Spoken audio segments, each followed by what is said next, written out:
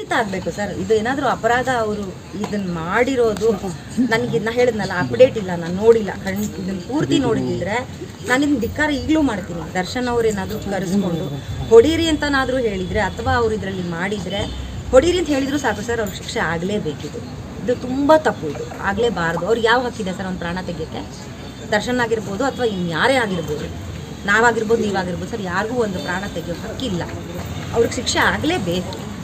ಅವ್ರ ಸಹಚರ ಜೊತೆ ಮುಂದೆ ನಿಂತಿದ್ದೆ ಹೊಡೆಸಿದ್ದಾರೆ ಅಂತ ಅದನ್ನೇ ಹೇಳ್ತಾರೆ ಸರ್. ಹಂಗೇನಾದ್ರು ಆಗಿದ್ರೆ ಅವರು ಹೊಡೆಸಿದ್ದಾರೆ ಅಥವಾ ಹೊಡೆದಿದ್ದಾರೆ ಅಥವಾ ಹೊಡೀರಿ ಅಂತ ಹೇಳಿದ್ದಾರೆ ಅನ್ನೋದಕ್ಕಾದ್ರೂ ಇದಕ್ಕೆ ಶಿಕ್ಷೆ ಅರ್ಹರೇ. ಅವರು ಶಿಕ್ಷೆ ಆಗಲೇಬೇಕು, ಖಂಡಿತ ಆಗಬೇಕು ಸರ್. ಇದು ಏನಾದರೂ ಅಪರಾಧ ಅವರು ಇದನ್ನು ಮಾಡಿರೋದು ನನಗೆ ನಾ ಹೇಳಿದ್ನಲ್ಲ, ಅಪ್ಡೇಟ್ ಇಲ್ಲ, ನಾನು ನೋಡಿಲ್ಲ.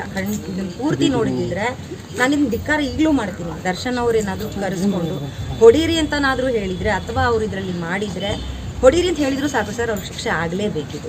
ಇದು ತುಂಬ ತಪ್ಪು, ಇದು ಆಗಲೇಬಾರ್ದು. ಅವ್ರಿಗೆ ಯಾವ ಹಕ್ಕಿದೆ ಸರ್ ಒಂದು ಪ್ರಾಣ ತೆಗೆಯೋಕ್ಕೆ? ದರ್ಶನ್ ಆಗಿರ್ಬೋದು ಅಥವಾ ಇನ್ಯಾರೇ ಆಗಿರ್ಬೋದು, ನಾವಾಗಿರ್ಬೋದು ನೀವಾಗಿರ್ಬೋದು ಸರ್, ಯಾರಿಗೂ ಒಂದು ಪ್ರಾಣ ತೆಗೆಯೋ ಹಕ್ಕಿಲ್ಲ. ಅವ್ರಿಗೆ ಶಿಕ್ಷೆ ಆಗಲೇಬೇಕು. ಅವ್ರ ಸಹಚರ ಜೊತೆ ಮುಂದೆ ನಿಂತಿದ್ದೆ ಹೊಡೆಸಿದ್ದಾರೆ ಅಂತ ಅದನ್ನೇ ಹೇಳ್ತಾರೆ ಸರ್. ಹಂಗೇನಾದ್ರು ಆಗಿದ್ರೆ ಅವರು ಹೊಡೆಸಿದ್ದಾರೆ ಅಥವಾ ಹೊಡೆದಿದ್ದಾರೆ ಅಥವಾ ಹೊಡೀರಿ ಅಂತ ಹೇಳಿದ್ದಾರೆ ಅನ್ನೋದಕ್ಕಾದ್ರೂ ಇದಕ್ಕೆ ಶಿಕ್ಷೆ ಅರ್ಹರೇ. ಅವರು ಶಿಕ್ಷೆ ಆಗಲೇಬೇಕು.